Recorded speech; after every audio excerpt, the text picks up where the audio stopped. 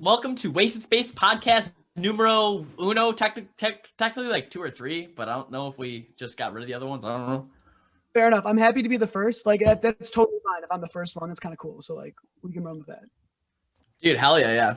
You are popping the proverbial cherry on our podcast. Yeah, dude. Yeah, thanks for being our first guest. Yeah, absolutely. I'm really happy to be here. It was like such short notice, but I was like really stoked because a lot of the time these things, they just like you talk about them and they never really happen. You're like, yo, Friday, like let's just do it. Dude, I was gonna say when you showed up, it was like he's got a pop filter on the mic and everything. Like we're looking super official. I love it. I know. I'm not gonna lie. I had like seen a picture or like a video of you guys, and you had that microphone in the shot. And I was like, he's got to be the first guest because then we'll have a first guest that has the proper equipment and will look legit immediately. I love that. Yeah, this is got the right mic, right? Yeah, I think so. I'm so shocked right now. I'm just. It's actually really funny. Oh yeah, go ahead. I was gonna say, so to kick things off, I saw you guys live definitely not this year, but about 2 years ago, I believe at BJ's in Fredonia. So a while back, and I believe when I saw you guys back then, you were called Scathed at the time, and I just noticed that you guys have rebranded, new name. What's up with the name change?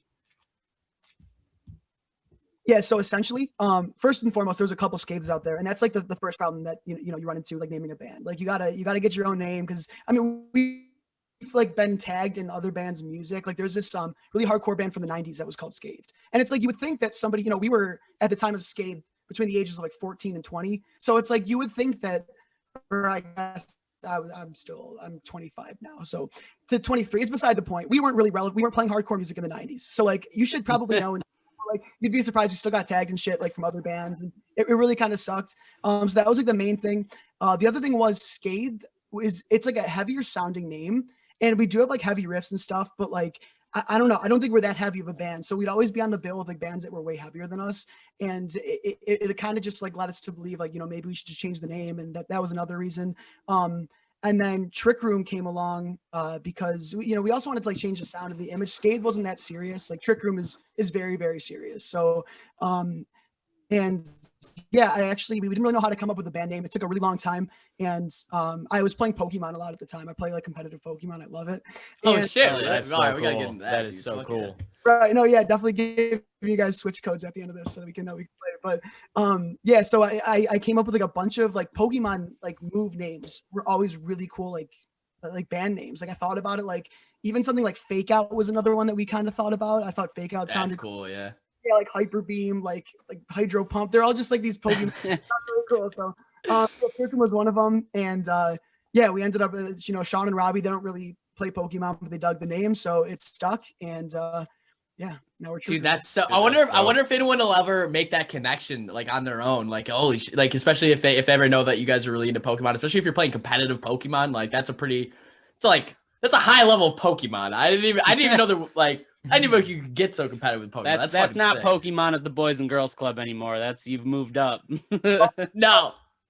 No, yeah, no. It's like I play like pretty competitively, like world, like ranking, like Pokemon. It's like completely different than when you play the game. Like when you play the game, you want to get like certain Pokemon that are like cool to play with and that kind of thing. When you're like competitive, you have to like construct teams of Pokemon. Right. There's no fun. It's not about the image anymore. It's not about whether or not you like fire Pokemon. It's going for the win. It's funny. The team, you're not getting a fire Pokemon. It's funny too that you bring up like getting like tagged in like other like getting tagged on accident when you were called Scathed, because I remember when we were Squatch, we kept getting tagged for fucking Squatch Links beef jerky, like for like random like marathons and like running events and shit. It's too funny. I mean, the beef jerky though, that's kind of like funny. I mean, like that's not mixing up your music. That's just like right, and that's jerky. You're really reaching a new crowd, I guess. Right? That's where the name came from too, though, because I was working at a gas station. And like I had to like throw out the expired beef jerky, and like Squatch beef jerky has like these like random like Squatch puns on like the wrapper, and I came across Thunder Squatch, and I was like, that's the band name, Thunder Squatch. That is And pretty- then our old bassist Eric was like, "What about just Squatch?" And we were like, "That's it. That's the name." And it was written. Yeah. So how were there other Squatch bands? I was gonna ask. I don't know if we like talked about. Yeah, there were other ones, but like, you know, a few of them just had Facebook pages that they never really like curated or anything. Like they were just Yeah, there, no you know? music out or anything. I'm pretty sure I Yeah. tried to look into it and I never really found anything concrete. There's I that unfortunately Squatch- there's I was gonna say there's Squatch Soap. We always used to get tagged in their stuff all the time, but like they were always super cool about it and would like. Oh, I'm sorry. Go ahead. Finish. I was gonna say they were always really cool about it and would like we would comment and being like not us but thanks, and then they would like comment back being like all good. Oh, good. Amazing. Yeah, no, Squash Soap. I don't know what it was about their commercials, but they pop up on my Facebook all the time, and they were so convincing. Oh yeah. dude, it's because you have luscious hair. Oh, thank you. I'm conditioned too, so yeah. Exactly. So yeah, the Squash Soap got me, man. I don't know what it was. Like their commercials were just like so funny, and they were very convincing. They're like, "We're just fucking great soap," and I was like, "I need some great soap in my life," so I bought some. Right. It was good, but it was like soap, and I was like, "I'm not gonna order this again. I'm gonna just go to Walgreens and buy soap." Like, Now they have like new ads where they have like a hot chick in a bathtub using it, and they're like, "Oh man, if my man smelled like this, I'd be all over him." You're like, "Dude, you smell like him now, though. You just rubbed it all over yourself." Holy shit. But Yeah, there's a couple of wasted spaces out there. We're the best though. But so we're doing a little name competitions too a little bit, but The only iffy one is that there's a wasted space tattoo shop in Buffalo. really? Yeah, Yo, surprisingly enough. Yo, let's get sponsored. Yeah, let's team up. Let's just merge. Yeah, let's team up. any cross promotion, especially like a tattoo shop, that's huge. I mean, that'd be amazing. Get some free tattoos out of that too, probably. So Hopefully. since being Scathed and you're saying you're playing with like hardcore bands, so you were kind of getting tagged with because of the name, like were you kind of stealing people over a little bit with your sound? Because like when I saw you guys live in BJ, I was like, you guys fucking kick ass. Like I love heavy metal. I'm a fucking hardcore lover to my soul. I love all that shit, but I don't know. I thought you guys fucking blew. Like you I was going through your discography. I love that song, I'll Be Back. I've been jamming that all day. That shit's so fucking catchy. But you guys did. I remember. I was singing along to it, and you guys did an amazing cover of Hey Ya. I'm pretty sure, and that was so fucking sick. Yeah, no, people really dug the cover of Hey Ya. That was actually my sister's idea. Actually, yeah, I can talk about all that stuff. So Hey Ya, that was my sister's idea. First of all, she was like, "You guys should really do some like different kind of sounding music." Because I mean, she listens to all kinds of music, but not like primarily rock. So she was like, I love going to your shows. You're a lot of fun to watch. But like, if you had a song that everybody knew, like you can do your Foo Fighters and Nirvana covers, whatever. But if you had a song that really everybody knew, like anybody in the bar is going to be dancing and singing along, and that song came on the radio like a couple minutes later, and she's like, this would be perfect. And I brought it to Robbie and Sean. And they were like kind of like 50-50 on it. Like they were like, it'd be really weird to do. And I was like, just trust me. Like, let me figure what the chords are and we'll play it with like a rock guitar and it'll sound cool. And yeah, I kind of won him over when I showed it to him, with the guitars and stuff. And yeah, I think that occasionally we'd win people over with our sound, but it's the other thing too, is like, you just want to be playing with bands that you sound like. And there was a lot of like, I'm trying to think. We did have some like heavier stuff early on. So I will say, and we're like, I think, you said that at BJ's, we're usually pretty wild at BJ's.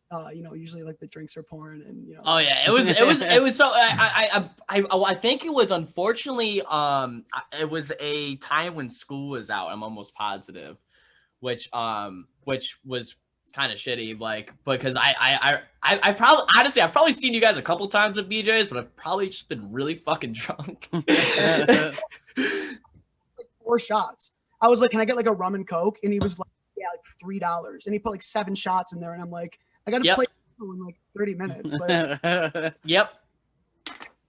That's Wednesday night was mason jar night, so it was like $3 or $6 or something for like 4 shots, and it was never 4. It was never 4.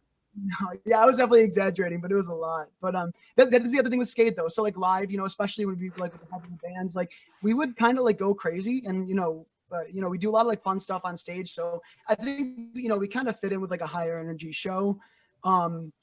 And I was actually kind of still about Skate, to be honest with you. It's funny because Robbie and Sean really pushed the rebrand, and since we've done it, I came up with the name, and we've all been doing a lot of work for it. But it is kind of funny they pushed the rebrand. I came up with the name, and obviously since it's the Pokemon move, I love it. But but yeah, it's still about skates. I thought live, we're really energetic, but really trying to push this digital spread of music now. Like I'm learning how important Spotify is and things like that. So yeah, we want to just have some like really like well produced music, and yeah, we thought Trick Room was kind of you don't really know what the band's gonna sound like, and that's kind of what we want to do.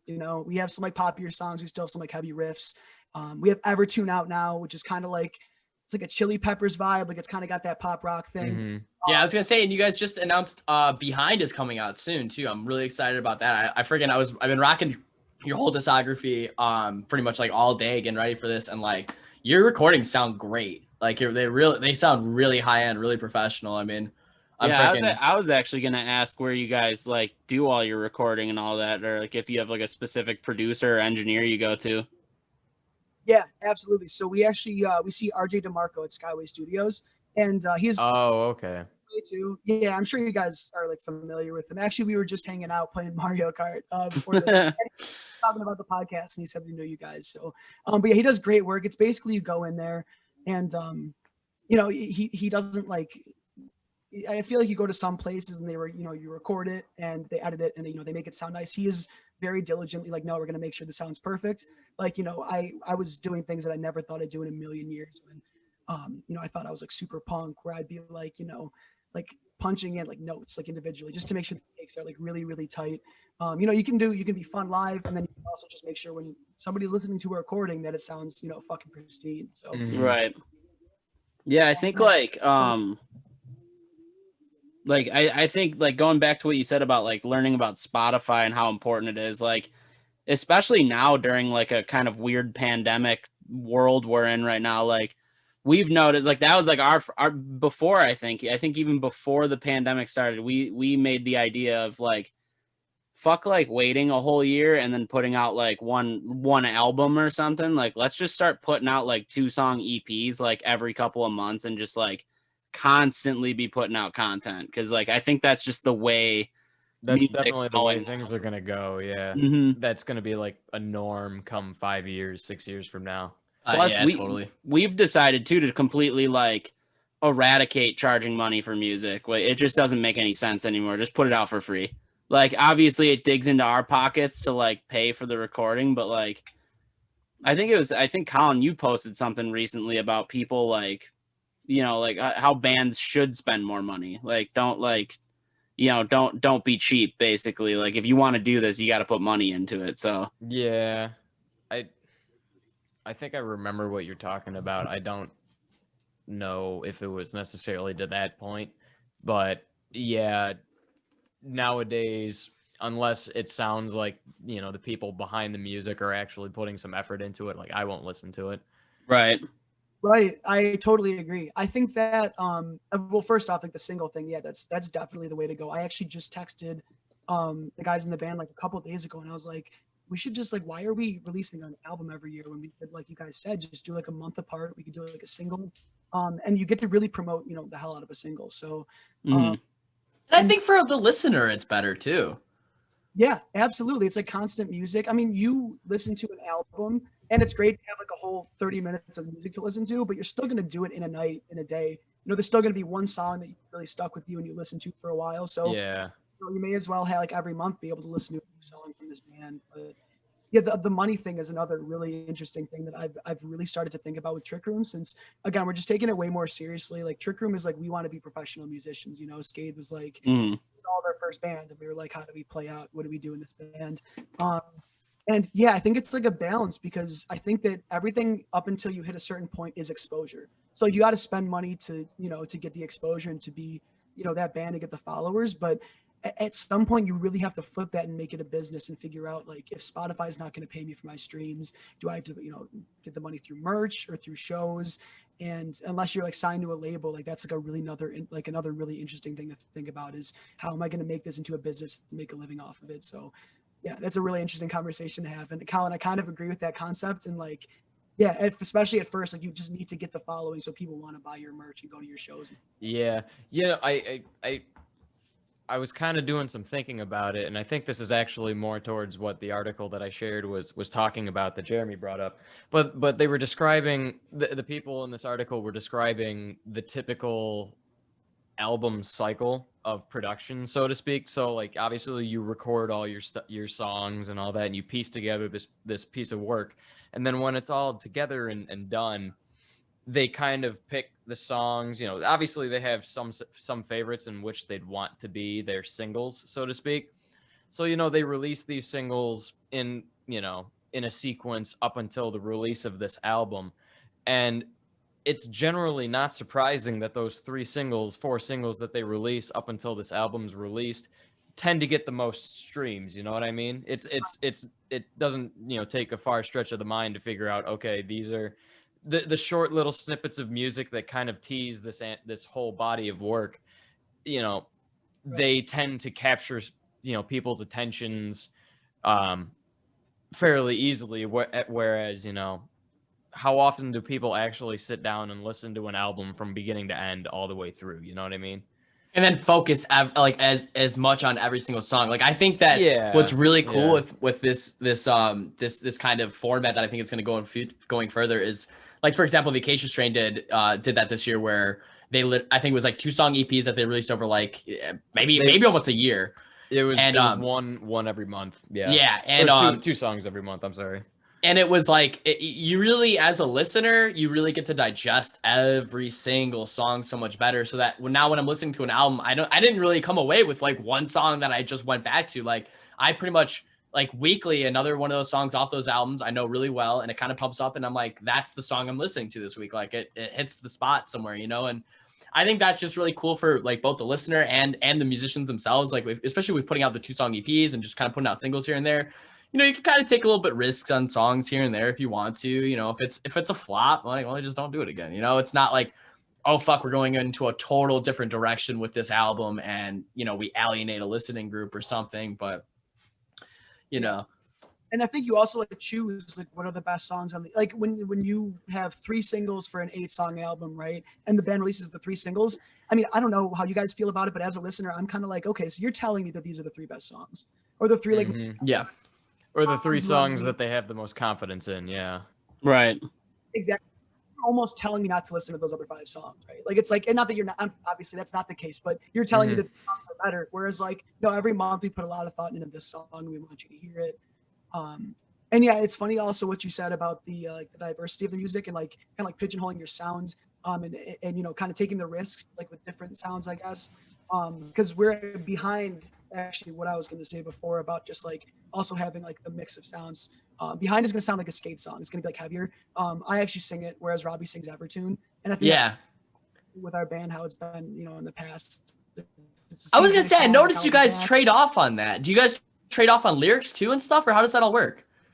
Yeah, honestly, man, it's like whatever gets a song done. So if Robbie wrote a song and he's got lyrics for it, great. Like, they're good. We'll check them, we'll all talk about it. But if if he like needed like a line written, I'd help him out, and vice versa.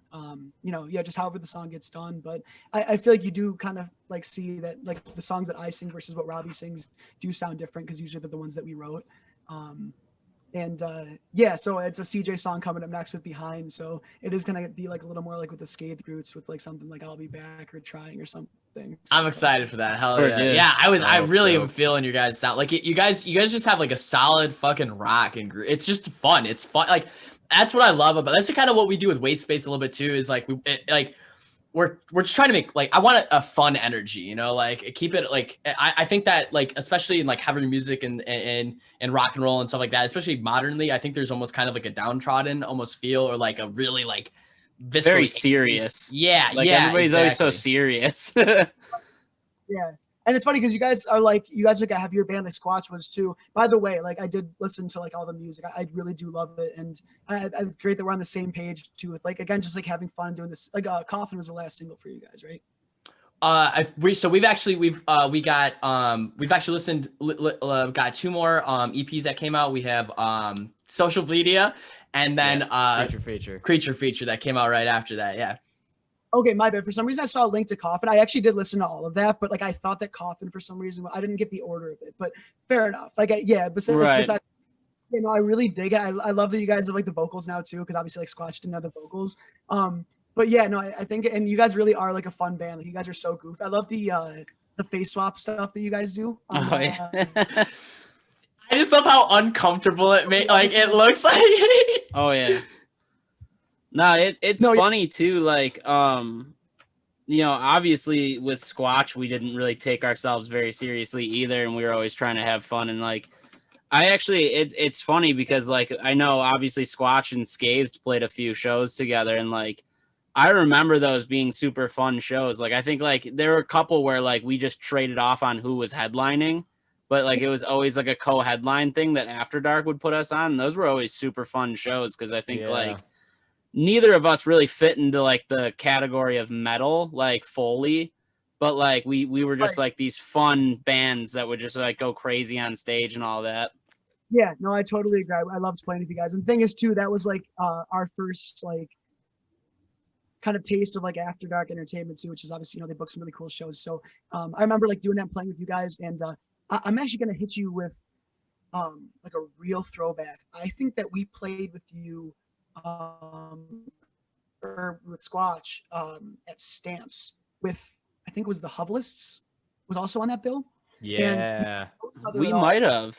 Yeah, and I remember because I love that, the Hovelists. I love that name.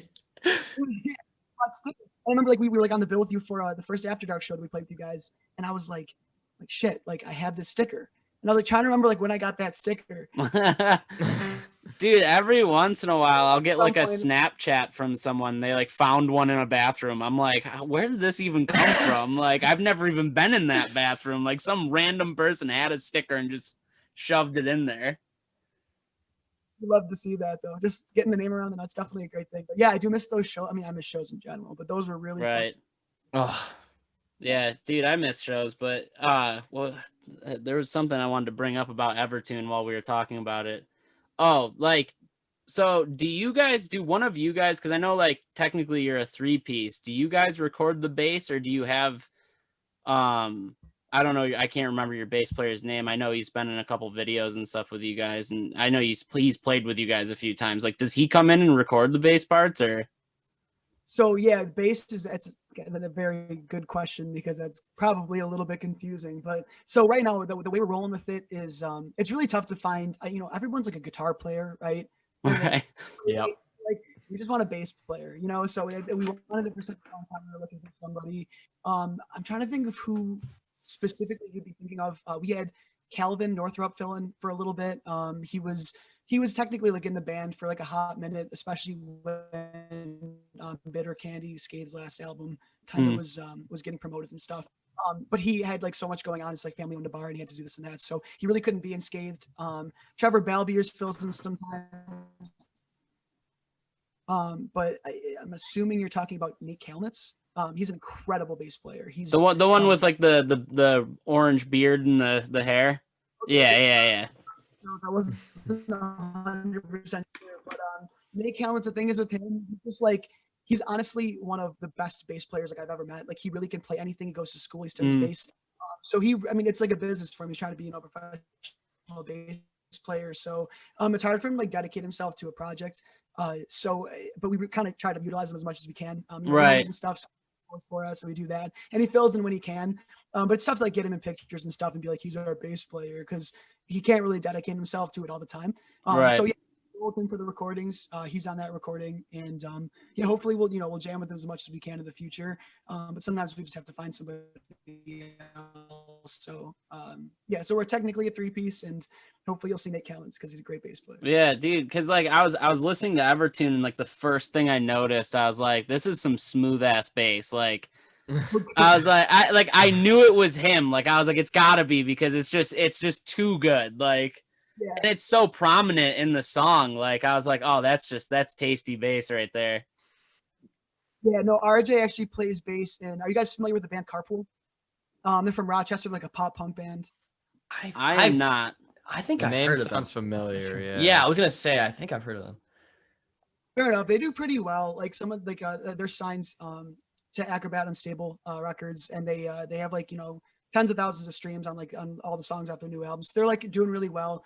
And RJ actually has been playing bass for them.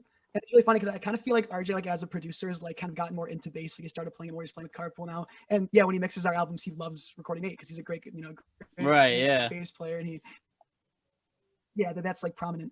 And I do love listening to like, you know, like the songs of Nate after we get like the first mix, because, you know, very often we'll have just recorded the guitars or something or vocals, and RJ will have those up, and it'll be like the bass can, you know, maybe be a little louder. It's like it's the end is always best. Like it can always, but no, he's amazing. And RJ definitely makes sure that is heard. So with like, I don't know, man, like that whole song, like listening to it, like, and I might be wrong here, but do you guys get like a lot of grunge influence?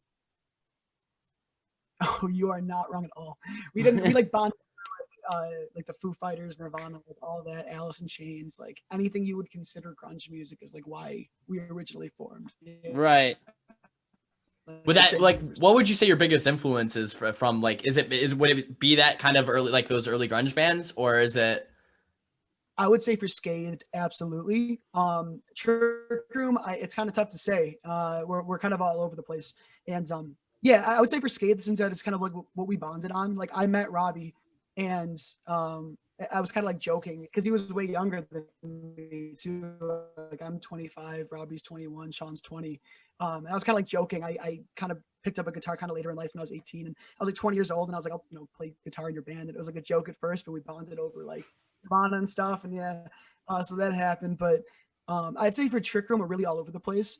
And as we do all the Spotify work, we were told that we should like, you know, make a playlist about like our influence and like put ourselves on that playlist, just, you know, to have a playlist like put on your page and stuff. And we were coming up with it. Robbie threw a couple of songs on there, and he had to dip from that practice. And like, it was just Sean and I sitting there, like putting in all these songs that like influenced us.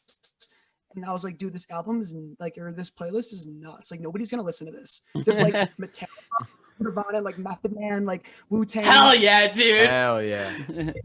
Baby, like these TikTok songs I see. There's like so much fucking crazy music on that playlist. And I was like, nobody's going to listen to this, but it's like kind of like an honest to God, like representation of like our sound. We're going to have a lot of different kind of sounding music. So yeah, I think people are like, I challenge you to find one person that strictly only listens to one thing, really. You know what I mean? Like I got, from what I play this, I got like some of the weirdest fucking heavy metal to like WAP is on my fucking Spotify repeat right now. That shit, that song's a banger. It's a fucking banger, dude. I don't know what to say. I know every word. No, I think same. I will say I started seeing it on, and again, TikTok, but I saw it on TikTok first. So I feel like the moment it plays back in my head, it's mostly like a couple specific clips, and most of it's like bleeped out. But I feel like I could probably if I had to. Right, I won't do that on this podcast. Get kicked off Facebook real quick. Yeah, right. It's funny because like that's like I would say like all three of us, like our influence is just all over the place. Like I mean, Matt and Colin definitely get more, I think, metal influence than I do. Like I'm pretty like picky when it comes to metal. Like I obviously grew up on metal, but like I don't listen to metal ever now. Like me and Colin talk about it. Like we listen to metal when we like work out, but aside from that, dude, I'm like listening to like emo like female vocalists that are playing acoustic guitar, and they're just super sad, and I'm like, this is fucking sweet. Like no, absolutely. I definitely feel that. I think same for me. You gotta love like the emo, like the female vocalist. It's funny because people always say like, you know, like female lead like vocalist isn't like a genre, and I absolutely like totally understand like the the meaning behind that, why you would say that. But it's funny because like, you know, women do have like a specific like timbre to their voice, like traditionally. Right. Oh yeah. Yeah, I do really dig that in rock music too, and I feel like it's kind of funny because Robbie and I have soft voices too, so I feel like we almost like the, you know, the female lead vocals. But yeah, no, the emo female lead vocals. It always feels like there's just like much more emotion in like a female vocalist too. Like I don't think dudes like are sad enough or something. I don't know. Like no, I definitely feel that. I'm in the same boat. Like any like punk band that's like, you know, female vocalist is always like, I definitely want to hear it. So See, Right. on the other spectrum, I've been so into fucking like female hard vocalists and shit. Like I think like for example, freaking Ginger, that she is so ridiculously like her lows are better than mine. Her lows are vastly better than mine. Like she is way more brutal than I can fucking even imagine to be. And it is like I remember my mom loves her. I think my mom is like into her. I swear to God, because I showed her. I showed her. My mom doesn't. My mom is the most. She's a wonderful woman. Love her to death. But she listens to very like normie music. She's very like. She's into like her you're kind of what you'd expect from like yacht rock, you know what I mean? Like, and she is like obsessed with this band right now, and it's like to me it's just so like it's so I just think it's so incredible to like be able to have such a like beautifully clean voice, and then to be able to just switch it out of nowhere like that is incredible to me. very effective way you can do that. I will say your vocals are really they really like astounded me. They're really good. Like the diversity. Thanks, man. Yeah, it's in again. I just wasn't because I knew guys at Squatch before and like there was no vocalist, and yeah, no, I think they're like again like all the diversity, and some of them you're talking about getting brutal. Some of them are pretty brutal. Like give yourself some credit there. I was like, thank you. Yeah, no, of course, yeah. Like Squatch was very much like to me it was like metal influenced, but like it was very like prog as well. And like, so you kind of got this like really funky kind of crazy stuff, but like, yeah, some of the Wasted Space stuff is really, especially with the vocals, like helping out and some of those like really brutal vocals, like it hits pretty hard. And it's thank you, man. Thank you. Yeah, we try our best. Is that funny enough? So I actually, the way kind of Wasted Space came about is I was actually, so I joined Swatch very pretty much at the end. I think they played a show and I performed one song. Yeah. And then Yep. and then I think like the next couple of weeks after that, we ended up kind of separating and we started this new project, and this kind of is what formed out of the ashes. But for about 9 months there, we were trying to write stuff with Squatch with like vocals and shit. And no, but I'm just dropping my mic here, no worries. But yeah, we were writing stuff with vocals and stuff, and that was such a fun challenge because I joined like I've always just been I like screaming. I never like my whole family is like operatic singers, and I never felt like I ever had a voice that was nearly as talented, like cleanly talented as any of them. So like I kind of found my alternate route to singing. Yeah. And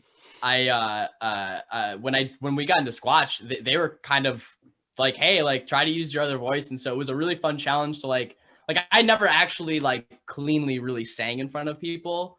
And it was fun to kind of come out of my comfort zone and do a little bit of that, and like definitely try to like work that muscle and cultivate that skill. But I honestly, I am much more comfortable with screaming. I love screaming. I do it every day, and it's like it Wasted Space is really become like just such a like a perfect outlet for me when it comes to that. Yeah, no, I will say, man, it does really sound good. I didn't know about the operatic family though, too. That's really, really kind of a cool thing. And like the other thing too, though, is I feel like thank you. Yeah, no, of course. And I feel like when you're in that world, like you cross the genre, sometimes you take your own like talent for granted. Like I grew up playing violin, like since I was like 6 years old. I was watching your I had that written down here, your TikTok covers. I thought were sick. You're doing like the lead melodies with the violin and keeping like the rhythm with guitar and bass. I was saying I like you everything from like Nirvana's In Bloom to the Jonas Brothers and the Zelda. I was like, that's what the Trick Room playlist sounds like. But they're really dope though. Yeah. I really appreciate that. Thank you so much. But and that's what I was gonna say. Like to me, like when I look at like the people who so basically I played like from a really young age. I wasn't into it because like my mom kind of made me do it, which I'm obviously grateful for now. But yeah, and I kind of like stopped playing when I was 18 and picked it up again when it was like relevant for the band. But yeah, people tell me like I'm really good at violin because I've been playing since like I was so young. But like to me, I look at people who like actually stuck with it and like took private lessons their whole lives, and I'm like, I don't even touch like real classical violinists. But yeah, I guess the point is that sometimes you take it for granted, like when you do like cross genres, like usually for any of these pop punk bands that like want me like record violin, for a song or whatever, it's like more than enough. So I'm sure even like having the opera driven family, I'm sure that your clean vocals are still Nope. It's funny. I like, appreciate it, but nope. I remember kind of being like that about like I regret it now, but like I always wanted to play guitar in like jazz band in high school. Yeah. And like but like now I'm like, dude, honestly, like I mean, I probably would be better at guitar, but like I still learned how to like read music and all that shit, but like I mean, if you ask me All to that play shit. jazz, if you ask me to play jazz guitar, it there was a Squatch song I was listening to it recently. I thought I wrote a jazz guitar solo, right? Like I thought we had that in one of the Squatch songs. Yeah. I went and listened back to it, and I was like, that's a fucking surfer rock melody. Like that's not like it was nowhere near a jazz song at all. I was like, that's Wait, literally was this merry-go-round? yeah, I thought I was All playing right. like a really bluesy right. like jazz solo. I just listened to it the other day. I'm like, that sounds like fucking surf rock. Happens though, if you think that you're writing a song that sounds like other things, like for example, like I feel like everybody thinks that their band has this like wide array of sound, but like most bands sound like something, you know, even if you have like a diverse like, and it's funny because like to us we like released Evertune and we like think that it sounds like, again, like I said, like the Chili Peppers, and you said, you know, I think you said it sounded more like that specific song sounded more like a grunge influence, and I think that it's just like a lot of times you're like, oh, this song was influenced by like, you know, ballads and like, you know, classical music, and then like somebody else listens to it and it's like, well, that's just your band, you know what I mean? It's right. the same thing for like solos like that too. Like I've done things like that where it's like, oh, this is gonna be jazzy, and then I listen back and I'm like, nope, this is how I play guitar, and like I'm not a jazz guitarist. So. Right. And what it's funny because like with Evertune too, like bringing up like how you guys think it kind of sounds like the Red Hot Chili Peppers. Like the reason I asked if you guys had grunge influence is because honestly, to me, it reminded me of Pearl Jam. Like, oh, that's really at least with like the opening guitar, but like it was like almost like a mix between like Pearl Jam and then like kind of with those like weirder chords you play. It almost gives it like a Soundgarden vibe too. But like obviously, like Robbie sings differently than a grunge singer. You know what I mean? He doesn't have that raw. You know, like so it's like. It's funny, bring the Jarl back, dude. We're taking it back. You know, Robbie will definitely tell you he's like influenced by you know, like Alice in Chains, like you know, like just like vocals kind of like that, you know, that tend to be heavier. But I feel like he does have that like gentler, like kind of like timbre to his timbre. He's kind of got, you know, a gentler voice. Yeah. I don't know the fucking terms. I forgot all of it, but you know what I'm trying to say. And yeah, and I feel like I'm just more of like the kind of like yelling. So you know, I definitely see what you're saying there. But yeah, I definitely the Pearl Jam is another really funny thing. I was listening to Even Flow the other day, and I was like, this is just so. I guess backstory, I went through like a big Pearl Jam phase. It's the reason I played guitar in the first place. Even Flow, when I heard that on Guitar Hero, was the first time I ever wanted to smoke weed. I was like a straight like athlete until like 18. And then like I heard that song and I was like, I want to smoke a joint in the college dorm. Like, right. Fuck yeah, dude. But yeah, so like so like that kind of happened, and I got like a Pearl Jam tattoo on my back. I'm not really proud of it. Like everyone's regret tattoo was like the Pearl Jam Eddie Vedder tattoo they got like when they were like 18. Dude, fuck it, man. Pearl Jam kicks ass. Who gives a shit? They do, and that's why it's funny because like I wrote a song the other day. I was listening to Even Flow again, and I was like, yo, this just riff is so good. Like, and it's funny because it kind of like slides up on beat one. So like it kind of like starts as like drop D, it slides up, like it starts on D and slides up like immediately.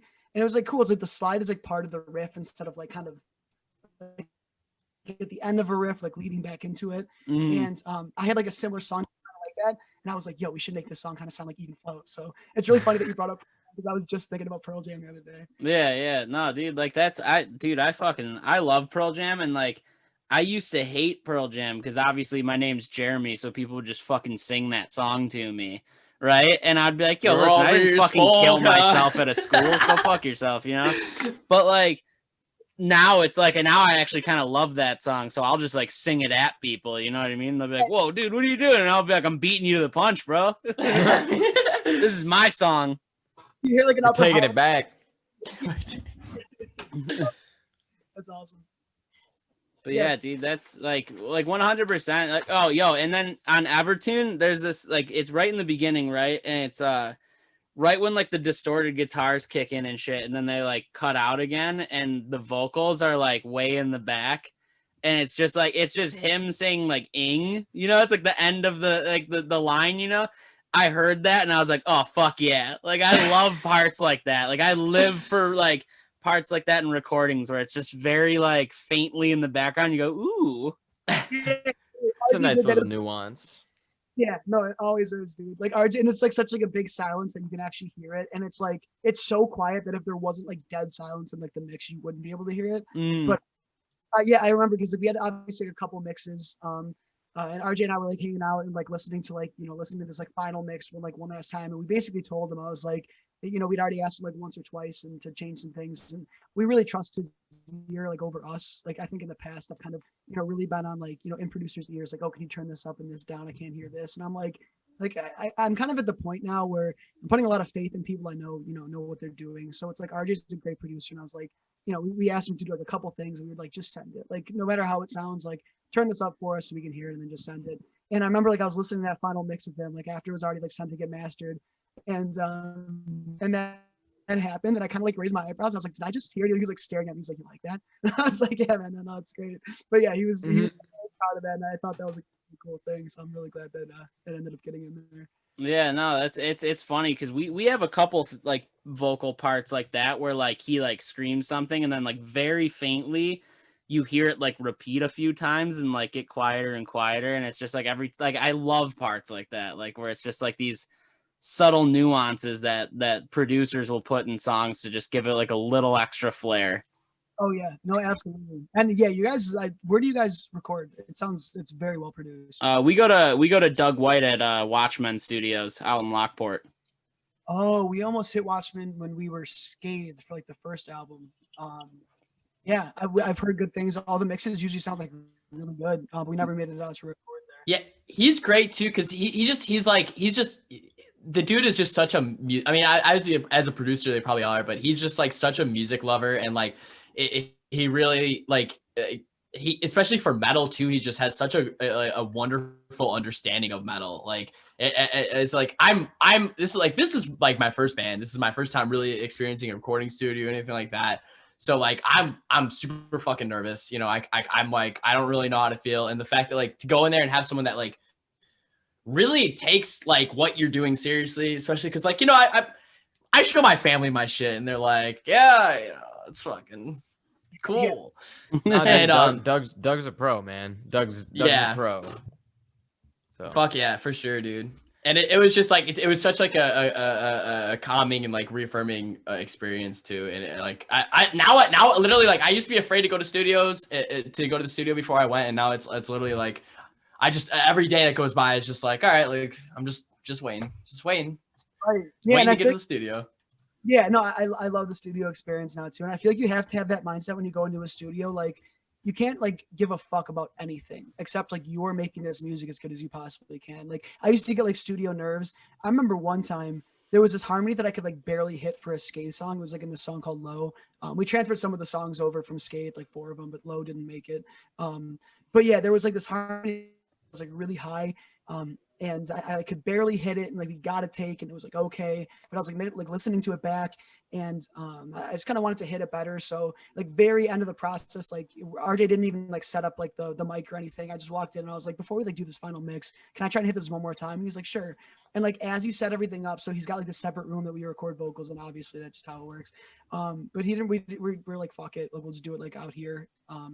And he set me up like right next to his computer, like out in the open, in the middle of this like room that everybody hangs out in, and like 3 people came from like different like cliques and like different backgrounds, and there was like all these musicians sitting there. There was like my band, RJ, the other people. And I was like 3 feet away trying to hit this harmony that like my voice couldn't hit, but I was trying to do better.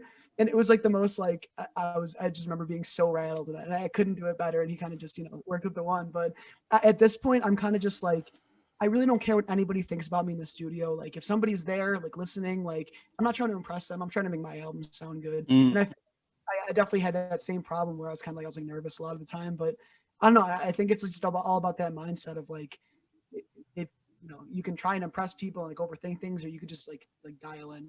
Like I just sound as good as I possible.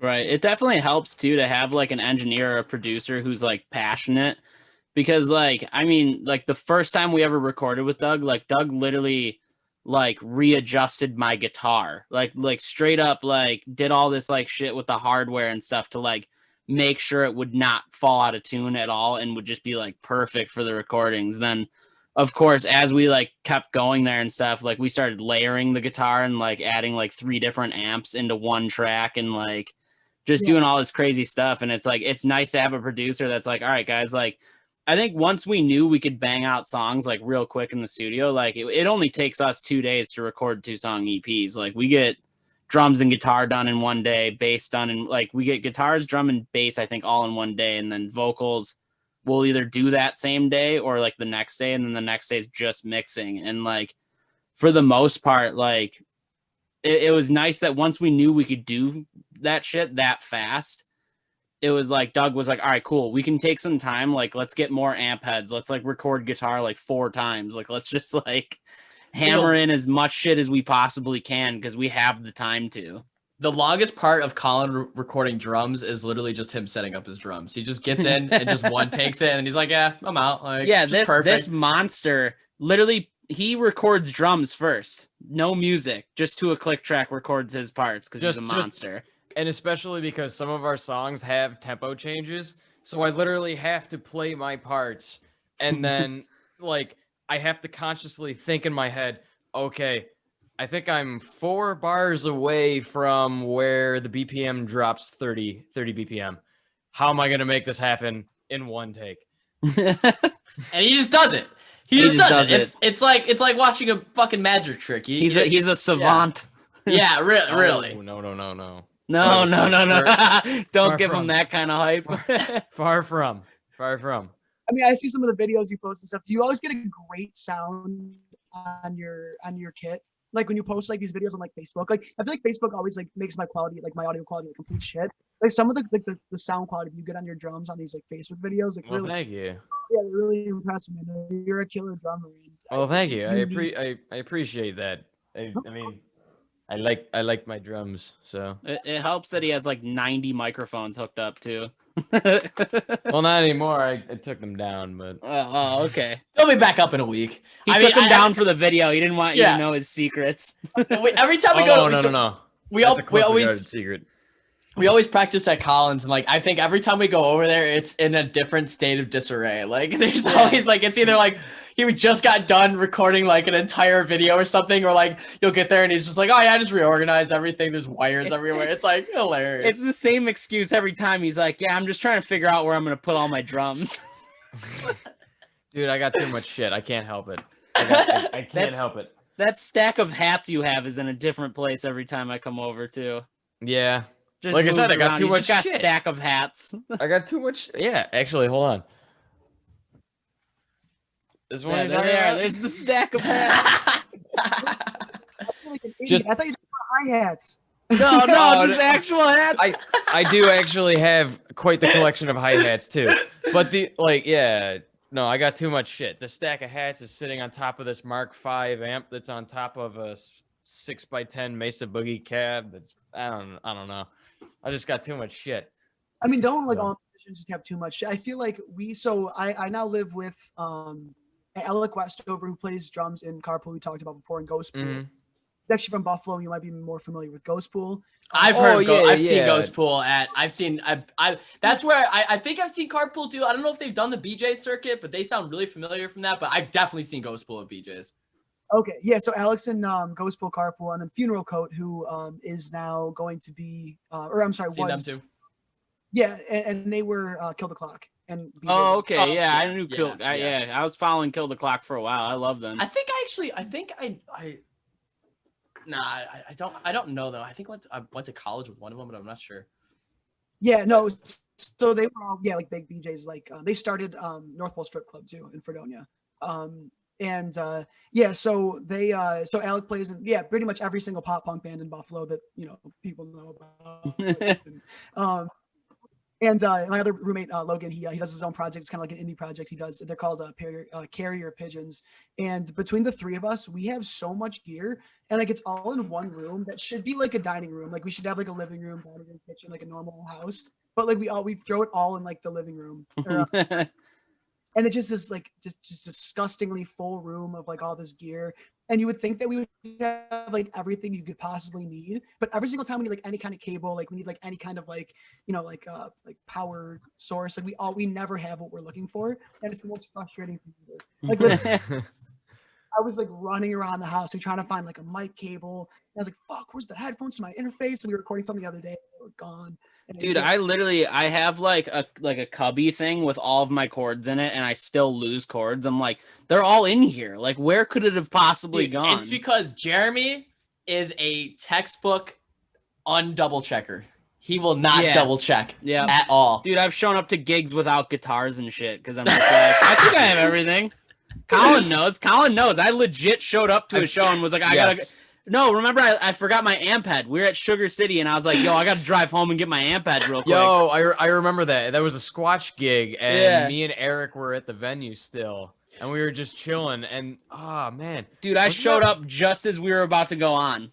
Wasn't that a show that Corey Coleman booked? It might have been. It might have been that one that was with those. There was like a couple bands that were. Oh man, what is Ben Weinman from Dillinger Escape Plan's label called? I don't remember. It was two bands from his label. They were like these like emo bands or something, I think. I don't know. We played so many shows at Sugar City. I have no idea. Like I'll never forget though. Sugar City, we played a show, and after every song we played, no claps. Like legit just fucking silent, and it was the best show I've ever played. I loved it. It was so funny, dude. Like I've never seen so many people be so disappointed in me at once. Not like vibing with like what was it not like your crowd? Like what happened? It was definitely not our crowd. I don't even remember. Like I think it was that show though. It was with those two emo bands. Like we opened up for them. And there was maybe like 20 people there, all to see these like kind of post-hardcore emo bands.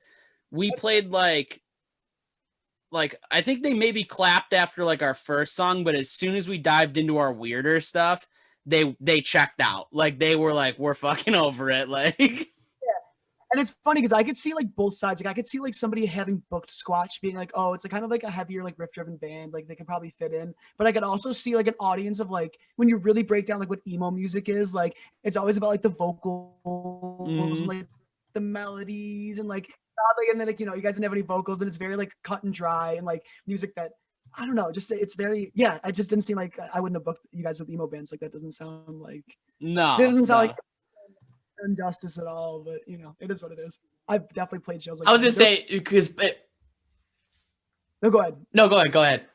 I was gonna say you go first. You're the guest. You go first. Oh, no, someone speak. It's the I'm me at work. I take calls at Geico, and there'll be like a lag on the phones, and we'll exactly that will happen. And like I'm trying to customer service rep and like be super nice, and it gets so awesome. I was gonna say we've also just been booked with like bands that we didn't sound like. And, there was like a really heavy show that we played one time, and we played this song called "My Mind," and it's like a trick room song still. It transferred over from Scathed. And it's like a bluesier kind of song. It's not like heavy. It's like a Robbie song. He sings like a lot of like melodic stuff. And after that, we were probably 15 minutes into our set, and the sound guy like leaned down and said, "You guys got 5 more minutes. You guys play one more song." We were just like, "Fuck, man!" Like that really sucked. And yeah, again, kind of just like a useless story, which is why I could. You know, well, I was literally gonna ask, like, I was playing with hardcore bands. I'm sure you probably got a couple of dudes who are just like, right. Like, don't get me wrong, the scene's amazing. Like, especially like the metal scene. Like, there were so many supportive people. Like, and like you said, like, I feel like you get in your head about the kind of music you play and like influences you. But most people listen to most kinds of music, and that's really what you found. But yeah, and ironically enough, it wasn't even the audience. We got some compliments afterwards, but it was just like the headlining band were like, we don't want to go on late, and this band needs to, I guess. Yeah, we've definitely had our fair share of that. I will say though that we have hit the hour mark, so unfortunately, the podcast will have to come to an end. So What about Uh, Jared? real- Okay. We can go past an hour, can't we? I don't know. Up I to don't know CJ. I don't know if the Zoom call will like boot us out or not. Well, let's just do it. We can No. try it.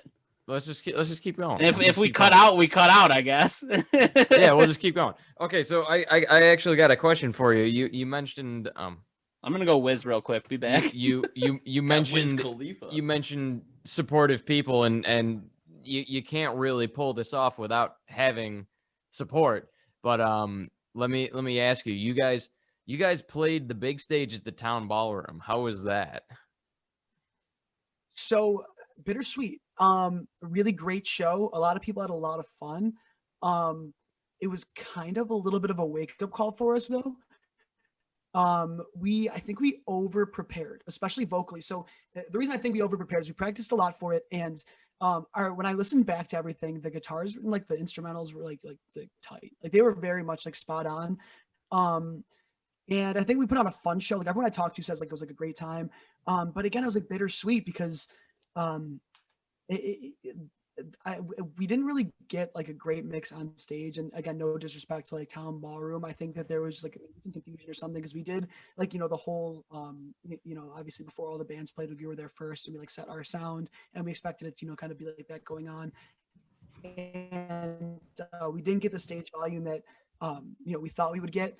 Or the stage mix rather, and that and like the over preparing, I think singing the songs and stuff too. Like Robbie's doing a lot of vocal warm ups, and I sang a lot before going into it, and the vocal, like the harmonies, like the vocals really weren't what we wanted to be, and like again, very very like bittersweet. Like you live and you learn from experiences, and we had a good time. I actually remember specifically like at one point in I'll Be Back. There's like a breakdown and I kind of just like introduce the band, do whatever the fuck I want. Like sometimes I just hand my guitar out to the crowd and let them just like play on it with all my pedals. And like I did like, at one point during that like breakdown, I kind of like just laid down. I was like looking up and I was like, savor this. Like you're like headlining town ballroom and it's like kind of cool. And it really was great. And like I had a lot of fun with like, all our fans and stuff. But yeah, it was all still bittersweet. Like it was a really heavy moment. Like, cause you finish the set and again, vocally, like between like the sound on stage and like how our voices were, it didn't sound where we wanted it to sound. So, really fun night, but also like, it's hard to describe how like how heavy that bittersweet feeling can be when you played for a lot of people and it's like they said they had fun, I had fun too, but like it's also almost like embarrassing when you don't play to your own standards. So but yeah, I will say like overall that was a great experience. Like business wise we did really well, with people buying CDs and shirts and stuff, so that was really cool. And it was definitely like a good time, and I'm really glad that we did it and got that experience. So that's really cool. Experience. Yeah. I gotta be candid for a moment. We've played, Matt hasn't done it because this was before he was in Squatch, but me and Jeremy played at the town ballroom, but it was at the Leopard Lounge. So it was the smaller room. Okay. And to be perfectly candid, I could probably retire tomorrow if I played the town ballroom main stage tonight. Like that to me is, I've played Rec Room, both upstairs and downstairs of the waiting room when it was still around. I've done Stamps, Broadway Joe's, the Forum, like almost every venue in Western New York that would book us, I've played at. Right. But not the big stage at the ballroom. And I just wanted to get that out there that like, I am very, very happy for you as an individual to be able to experience that as it's a goal of my own that I have yet to get to. But I mean, like that's what we're working for, I guess. So I mean, kudos to you. That's a really cool thing. That's something I would personally feel as bragging worthy. So did you have that moment where you like came out and you're like, holy fuck, I'm doing this. Holy shit, I'm doing this. Yeah, like a little bit. And again, like you get really hype and you get like kind of like, I don't know, you almost, it's weird because we had the same, I think it was like a similar experience to when we had our first album release show at Ironworks. I don't think Ironworks is necessarily as big as Town Ballroom, but we probably played for a similar amount of people. They got a spacious place in there. I've been there a couple times for bands. Like it definitely, it feels like a ballroom crowd. Like it really. It definitely does, especially like, if it's packed and you get people like upstairs and stuff too. But yeah, because they actually at Ballroom, and not to like downplay the show, but he actually like closed it off because we wouldn't be able to sell like thousands of tickets, but we were able to like sell like, I think we played for like maybe anywhere from, I can't remember if it was like 200 to 400 people. Damn. But yeah, so and again we had a That's lot still really cool though. Yeah, that that's is awesome, that man. is huge. Yeah, but so they closed it off and stuff. So again, similar feeling to that, but both of those shows I vividly remember just like finishing them and being like, you almost like don't remember it. Like you're kind of just like, in the moment. And yeah, you kind of just like go on autopilot a little bit. It's like really just relying on the practice at that point. I kind of like equate it to, I don't know if any of you guys like played sports at all in high school, but like Yeah.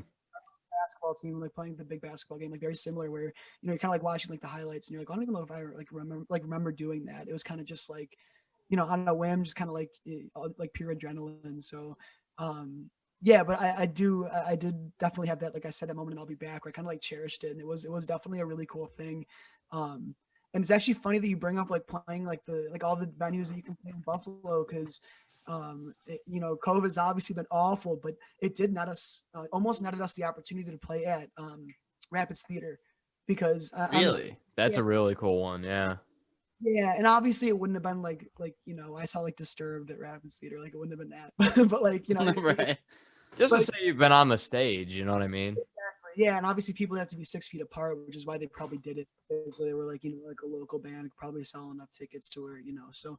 But it was FTMP, Greg Burt, like did it, and there was like so many like regulations and stuff that we had to work around. We had to like name drinks after like our bands to like promote the bands, like as Wow. drinks. Yeah. So like it'd be like the Scathed hard cider. Like you wouldn't be able to talk about Scathed, but everybody should come drink the Scathed hard cider. You know what I mean? Yeah, so it's kind of goofy, but unfortunately that got canceled. But we're in a weird spot anyway with like the rebrand. So it is what it is. But it wouldn't have been like a Rapids Theater show, as y'all have seen. But it would have just been cool to like say like I played at Rapids Theater. Well, I mean, So- it sounds like with the rebrand and everything. I mean, you guys, Evertune was over 1,000 streams in the first week, I think, because I saw you guys post or something like that. Yeah, so we're trying to be like smarter with it. I don't even know if I said that show got canceled. I don't know if I was talking about it like it never happened. I don't even know if I specified that show that got canceled.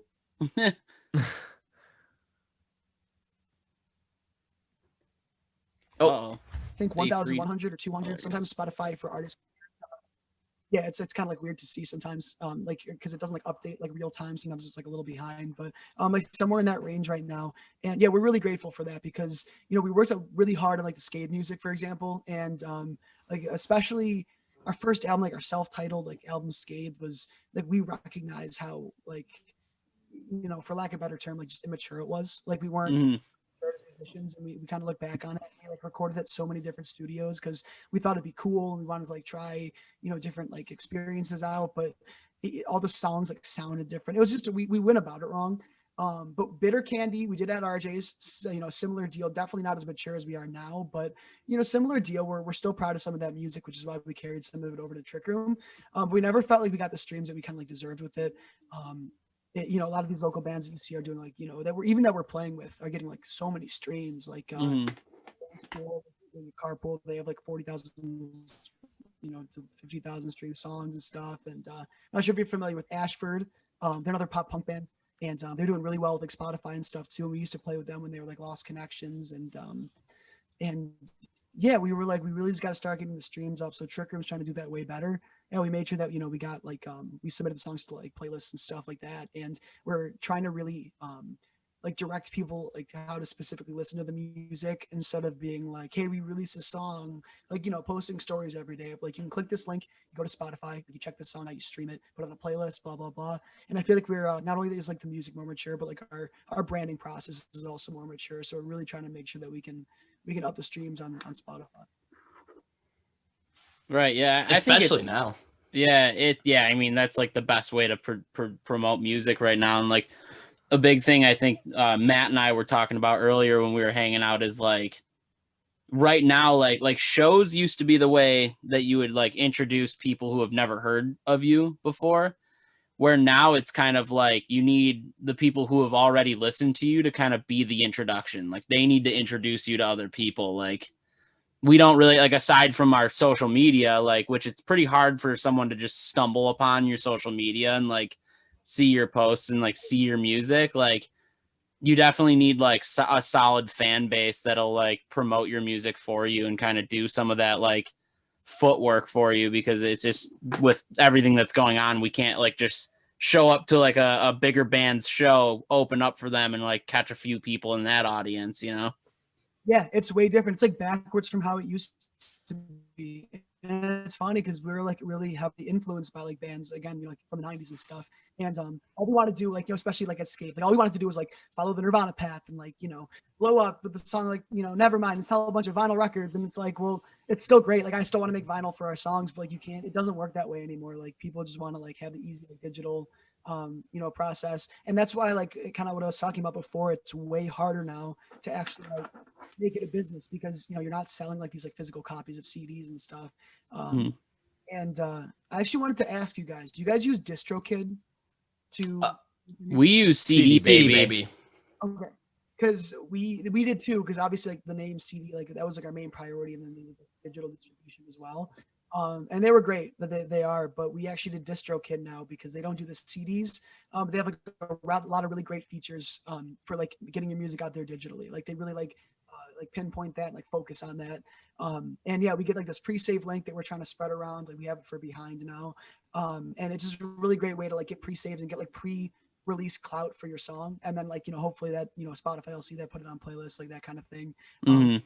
Save link turns into like just a link where you can find it on like every streaming platform. But they actually have on like DistroKid, they have that like face swap thing where you can make the videos really easily. So that's actually why I wanted to ask you guys about that, if that's like where you guys got that through DistroKid. But I was kind of curious about that because we might have to do something. Yeah, no, it's actually, I just use an app called Face App or something. I like, it came up on my Instagram feed once and I was like, oh yeah, I'm downloading that. Like, but it's no, oh yeah, that's what I do.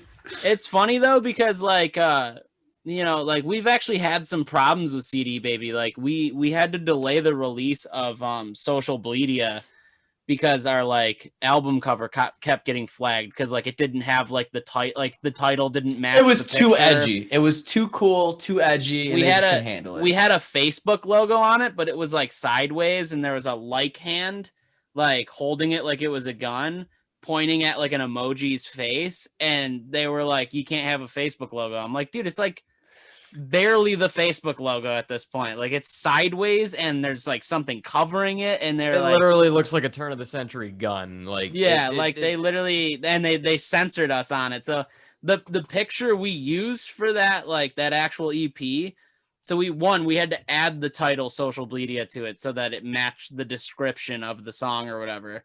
But aside from that, like I literally, what I did is I used a filter to color the original like cover, and then I just stretched it so it looks like a barcode now, but it's still the same image. It's just literally stretched into like just like a barcode.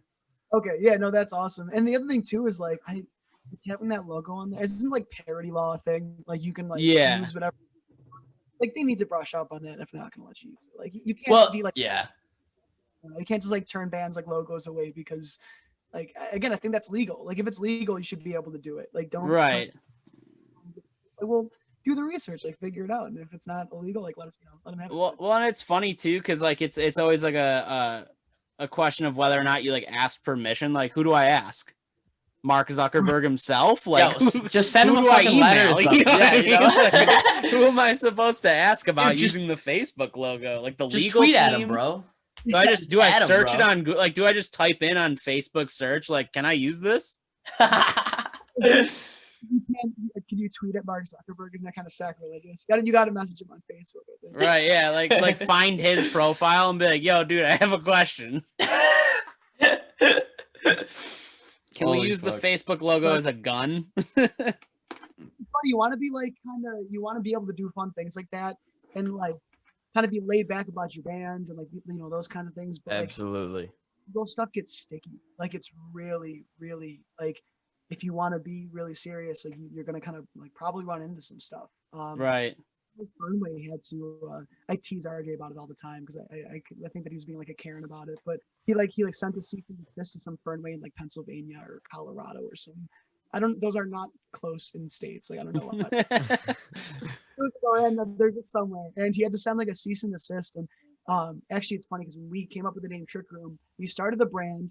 So I still feel like it's ours first, but a Trick Room official popped up on Instagram while we were like recording and branding music. So we like patented it, and like we're like, this is ours now. So we literally and the patent takes a while, and it goes in order. So it's not like Trick Room official can now hear this and like beat us to the punch. It's not officially patented yet, but like we started it to make sure, that we'll own it. And I was kind of like talking to RJ about like the cease and desist thing. And I was like, dude, we're not going to do that. Like, we own it. It's fine. If they get big, we'll just. And he like, Right. it was like, if they have like a website and somebody searches Trick Room Band and they come up first, like, that's going to suck. And it's like, you can either let that happen or you can do everything that you can to make sure your band is successful, and you can send a fucking cease and desist. Right. Figured out what we're gonna do yet, but yeah, it's really the legal stuff can get really hairy, especially if you want to take it seriously and be in like that public eye. So I always love when like a band gets like bigger than another band, and like the band that's not big like sends them a cease and desist, and then the band that's big like just changes one letter. Like there's always those ones where it's like the band Paris literally just turned the A into a V. Like, I feel like that's the biggest fuck you could possibly give them. Like, yeah, no, that's great. And then it's like, I don't know. I feel like if you're a smaller band, I don't know. It's hard to like put myself in those shoes. But I'd be salty if somebody else, if we didn't, patent Trick Room, or no, if we did, and then somebody else became bigger and we had the rights. Like, oh, I feel like such an asshole like suing them. right. But Well, that was Fuck them. Do it every time. that was a huge thing with the band Kubla Khan, right? That's why Oh, they had to add yeah. the TX at the end to make it Kubla Khan, Texas, basically, because someone was like, "Yo, fuck you!" Like, that's our name. Like, Can I be honest? It was a Kublai band from Context the is a better 80s name. anyways. So yeah, Kublai of course it was a Context, band yeah. from the '80s, some like washed up hair metal band, probably. no, it was. But yeah. Yo, I was thinking for promotional purposes, I can share my screen and we can check out Evertune so everybody else can kind of hear it. yeah, no, I'm definitely down for that. If you guys are cool with that. As long as I have permission. I mean, hey man, we're taking legal stuff really seriously right now, but like, it's fine for promotional purposes. Right. All right, here, let me. Jer, I don't know if our legal department has the funds to be able to take this battle on. I think That's we may fine. Need to I fired our legal department because we didn't have the funds to pay him either. All right. Let's see.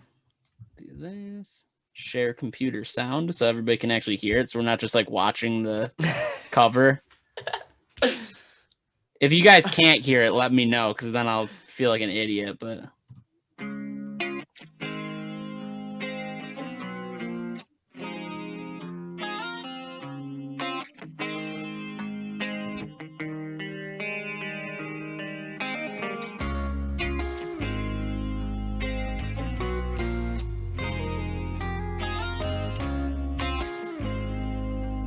I love the cover, man.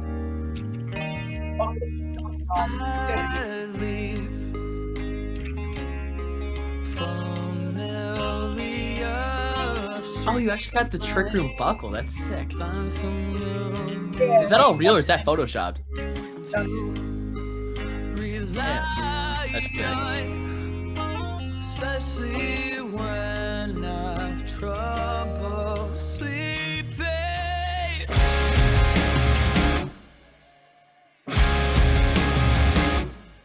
Been leaving my home again, 'cause I'm not sure where I'm at. Been using my head again, 'cause I'm not sure where I'm at. There's a lot of really tasty like layering vocals and harmonies and all that, especially just in that last section. I've walked down for some time. I've gone on and on. Don't know for how long.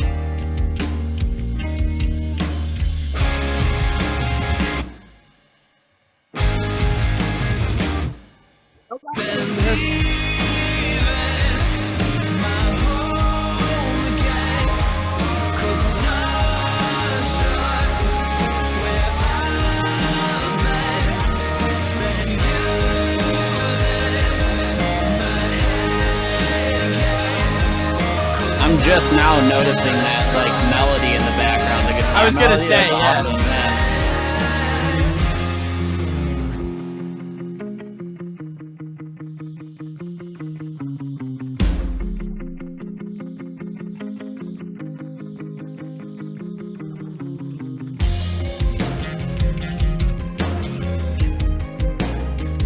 Is that you on violin? Violin, yeah, I was gonna say.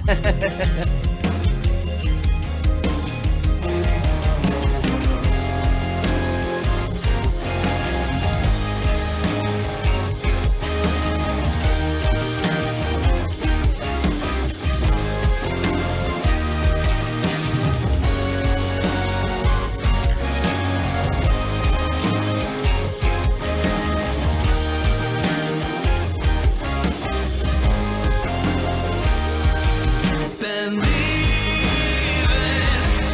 my home again, 'cause I'm not sure where I've been using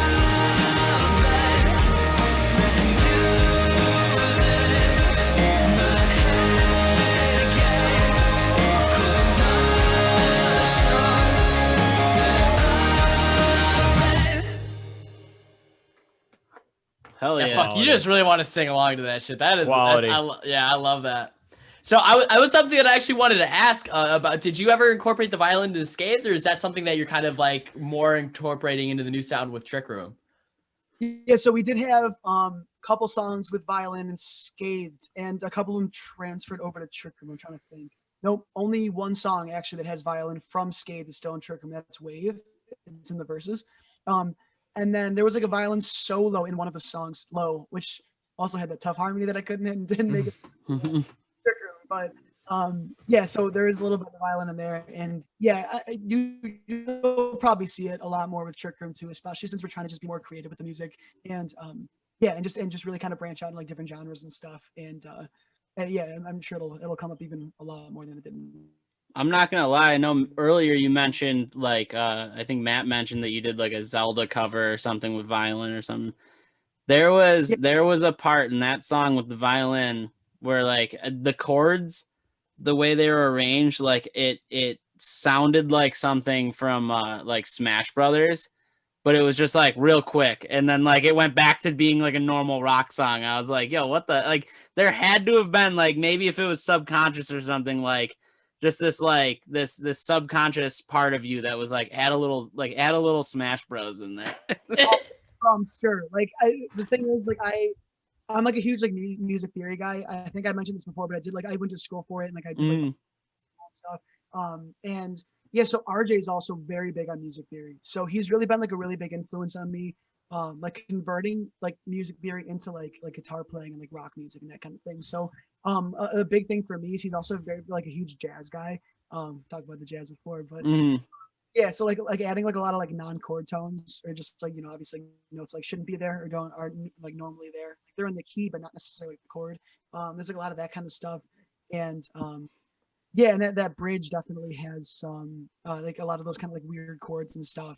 And yeah, I definitely feel like I'm trying to figure out different ways to where, instead of like, you know, me and Robbie both playing a power chord, like how fill in that space, like different tones and like different things like that. So I feel like a lot of these like video games have very like intricate like music theory songs, and like you don't really know it. You kind of just like bop your head because they're like fun and goofy. But obviously the people who are like doing these songs make a shit ton of money from it. Like they're Right. I remember I saw I loved it. There was this it was like this little quick Instagram video, and it was this dude who's like, I don't think anyone in this church realizes they're listening to Minecraft right now. Oh And yeah. and it's just but it works. It's perfectly, and it's like a lot of like a lot of like there's tons of video games where, especially that's something I miss a little bit from like 8-bit video games. So when you had those like 8-bit songs, because that's all they had to work from. And it was like you just have like these like super freaking catchy melodies that like are just coming from this like super like kind of bare bones almost, you know, style of what they're doing right there. And it was like I think that like music in video games, I think, is something that is like really starting to kind of get the respect and like kind of attention that it deserves. Especially, I mean, when you have like, I think the new Doom Eternal game is like a full metal soundtrack, and they like all the singing and stuff in it is like I was watching a video on it. It's like they got like just hardcore and metal vocalists from the area, like hundreds of them, to just scream into like this giant fucking hangar. Basically, they're just screaming at mics in the ceiling, and it was like it really is. I mean, when you see some of the like this, the production quality, and then the money and like the just like how much is going into it. It's really I never thought that like music would have such a prominent role in video games as it's really come about. And I think it's kind of like it's become almost like something that you remember from the game besides just the gameplay or the story or anything. Like I still like I still remember like just like Modern Warfare 2, like that whole soundtrack. I still remember those melodies and shit. Like. No, it sticks with you. Like it like evokes emotion. Like that's why I love doing like the Zelda stuff, because like I want to learn these songs because like I hear them like somewhere and I'm like, holy shit, like it really like hits me really hard. And it's funny because you said like you did like the one Zelda cover. I actually have done. I think I've covered like 3 or 4 different Zelda songs because there's so many. There's so many Zelda, and it's like I did like the main theme, like Zelda's Lullaby, like Daria's song. I'm not sure if you guys are like Zelda guys. I'm like a Nintendo nut, obviously. Yeah. No, yeah, it's good stuff. I was gonna say it's funny because like for me, like for guitar, like I remember like a big reason I wanted to play guitar when I was younger was literally the Mighty Morphin Power Rangers theme song. Yeah. Like that riff used to get me so hyped, just like that dan, like, and then like they come in with like that crazy sweep solo and shit. You guys anime fans at all? I'm not. No. I'm a little bit here or there. I don't know too much about it. I had a roommate though who was like a huge anime fan. He had Crunchyroll and all that, and he turned me on to a lot of stuff. But like, I was really into Soul Eater. I've watched all of that. Obviously, a lot of the bigger ones. The one about alchemy. I'm literally blanking so hard. I've watched Full Metal Alchemist. Full Metal Alchemist. Probably, Thank you. Yeah. I've watched that. I've watched the Brotherhood version of that. I love that. I like one of my favorite things about anime is just these. I don't think you see it as much in Western culture. Is like just these incredibly wacky and insane worlds they create that are like are so like this Dohou Idoro. It's like a Netflix anime that I just watched a couple months ago. I think season 2 is coming out soon. I'm not too familiar actually. Gotta go check out that, but it's just like the creativity is just so like it blows my mind. And like it's all I don't know, like it's like living in an anime world would be so sick. Right, it's like not even creativity to a point. It's like almost like insanity. Like it doesn't even like some of it makes no sense. But I was gonna say like songs are always like exactly that same kind of thing where it's just like so like the super well produced like typically like metal music with like this really crazy auto tune like melody, and it's just like a very similar thing where it's like all that music is like very much like it sticks in your head and you sing it all day. And it really like the stuff like that in video games, like it really is like expanded my perception of music. And it's like there will always be, and it's like very important like going to like a gig and like playing music and like for people live, but there's like so many outlets for music and like different kinds of music that you see like everywhere in life. And I'm really trying to like starting to think about that now, especially just again taking like music in the band and stuff more seriously. All these like outlets and stuff. I think it'd be amazing to be like in like a video game or be on a team of people that like writes music for one of these video games, or even like these anime soundtracks. Like, oh yeah, I would rather have my music in a video game than a movie like any day. Like, you're like if your music is in a video game, I mean, people are gonna listen to it for hours and hours and hours a day and not even realize it. You know what I mean? And it's so like I just think it's so cool to me that it becomes a part of the game. I'm a huge hip hop fan myself. Like I love rap. I love like especially the underground rap scene going on right now. And one of my favorite rap songs is the opening to Samurai Champloo. And unfortunately, that artist passed away in a car accident. I don't think too much longer after like releasing a lot of that music for it. But I remember when I heard that song, I was like, fuck this Max, like, and it was such the perfect, like the attitude of the song, the sound of it was so perfect for like the characters and like the kind of feel of the anime itself. Like it literally like what you're saying, like it's so well thought out and how it melds. It really like I don't think like I really think like I never skipped the intro ever. to that anime. I've every single episode of that anime, all 26. I've literally listened to that song every time, and I rewatched that series multiple times. I love it. It's probably my favorite anime, and like a lot of it's probably because that fucking song. Right. Yeah. No, it's so good. Yeah. And again, Yeah. just like how it evokes emotion, like you remember things, and it's like nostalgic, and yeah, I don't know, it's some of it's weird, man. Like this is so random. Like when you enter Cherry Grove City in Pokemon Gold, Silver, and Crystal, like there's this song that plays, and it's like it gives me chills when I like think about it. Like it's so music is really something else. I love it. I'm really glad that it's a big part of my life, and I'm sure you guys feel the same way about that. It seems that like music has really like not that like music wasn't important before, but like I feel like there's more of a rise in people like participating in music. Like it definitely feels like there's a lot more bands and a lot more musicians now than there were before, and like which is scary for the market because you're like, fuck that, like you have to be really good. Like you have to work really hard now. But like at the same time, it's awesome because it's like that I feel like it opens up more opportunity for people at the same time because they're just gonna have to they're gonna have to like the industry itself is gonna have to create more opportunity because of like this like overflow. And like it's crazy because there's people like I went to high school with that like ended up becoming musicians that like never even like I didn't even know they played music, you know what I mean? And they write really good music. I'm like, where were you in high school? Like To be honest with you, like I said, I like played like basketball. I also played like volleyball and baseball. Like I didn't really play violin, obviously. Like I was like consistently playing violin, which is kind of like my outlet to be like, I'm not that person because like no, I've always played violin, but like the way I play music now, like rock music and writing rock music in general, it really didn't happen to me till like later on. So I could right. I'm like Alec, again, my roommate. I didn't hang out with him in high school, but we went to high school together. Oh And, no like, shit. That's pretty cool. Yeah. So like the person you're talking about is literally me to like Alec, for example. Yeah, and people the other thing too is you don't even have to like play an instrument. And like a lot of people like shit on like people who make like electronic music and stuff at a keyboard. But hey, if you have a great ear for it and like great, like you can't play guitar and I can, like cool. Like like I can Right.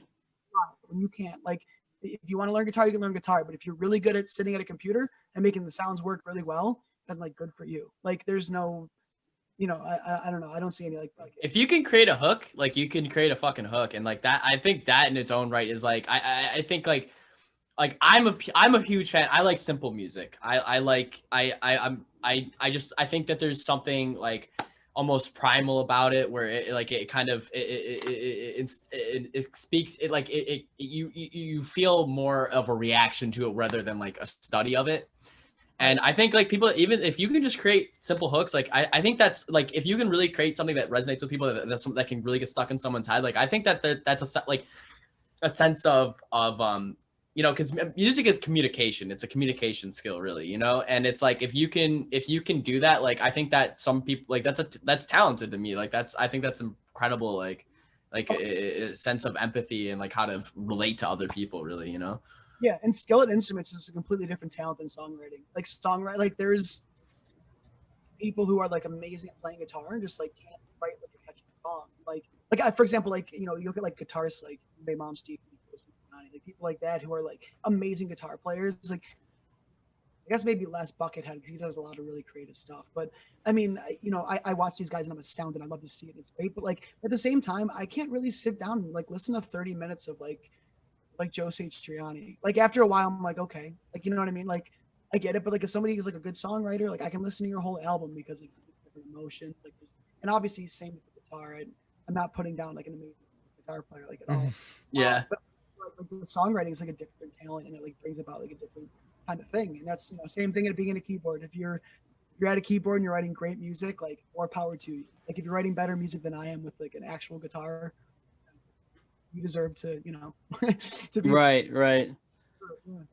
That's how I it's funny because I grew up with an older brother who played guitar and he like really looked up to some of those like guitar gods like Satriani and like Petrucci and Ingwe and all those dudes who had like those like whack like tutorial like videos out and stuff. And like it's funny because like he would always play them for me. I'm like, yeah, it's cool. They shred, but like I can only watch someone solo for so long before I'm like, can you just play the music? Like, Yeah, no, exactly. And Well, like especially we're talking about influences from like the '90s. Like they wrote such good songs that like we've been listening to it for like 20 years now. You know what I mean? In our lifetimes, it's like I think that's something special to me. I don't know. dude, I mean, absolutely. going even further back than that, like I mean, like you can listen to like a Chuck Berry song or something like that, and it's still like he shreds and shit, and it's like it's still cool to listen to it. Like it's still like you're like, oh, this still makes sense. Like Yeah, right. And it's like even like something like Clapton and like BB King, obviously. Like mhm. people talk about how they're the greatest guitar players of all time, and they're not happy, they're not doing like sweep solos, but I don't know, like most of the stuff that like most like the famous riffs at least that like Clapton plays, like I can play them, but like I can't play them. Like Right, so yeah. I can play that, like I can do it, but like the tone, like the vibrato, like just the way he plays, like John Mayer is another really good example of someone with such emotion, and like it's just like I don't know, you can play it, but can you really like play it? Like nobody. Right. And yeah, it's really interesting to look at that kind of stuff too. That's how I feel like with like David Gilmour from Pink Floyd, like just like plays like pretty simple solos, but like they're just so tasty. Like you just like a normal person can play them, but like you just wouldn't have the same like soul or whatever you want to say like behind it that he does. Like it's different. Right. Exactly. Yeah, I totally agree. But I don't know. We've been going for like an hour and 40 minutes now. If you guys want to call, Yeah, it well, we can wrap it. We can wrap it. we've pushed it pretty far. I'm surprised. I thought Zoom would just kick us off. I'm surprised it didn't. It just Well, hey, now we know it can just go on. So right. Yeah, All no, right, you well, guys, thanks again for being on here for the first podcast. And if you want to like do like a quick promo shout out and stuff for Yeah, like Rec Room. do your your plugs. Do your plugs. We need plug music. no, yeah. At Trick Room Band on Instagram, Trick Room on Facebook. Big thing right now. Do me a favor and stream Evertune. Pre-save behind. If you're listening to this in the way future, listen to this album that we're working on right now with those tunes on it. It's really dope. And yeah, that's probably the big thing right now. If you're listening now, give that song a listen. Please pre-save behind, because we're like we talked about earlier, we're trying to get that clout up for these songs pre-save. So yeah, I really appreciate you guys. This has been like a lot of fun. Like I feel like a podcast shouldn't be more than like 100 minutes, but like right. all night, it's like maybe we should cut it. But Right, really, it's so tough because it gets fun, and then you're like, all right, but like, who's gonna listen to this now? Yeah. Yeah. All right, well, awesome. All right. Thanks again, man. Yeah, thank you so much, man. Thank you so much, dude. it's a pleasure. Have a great night.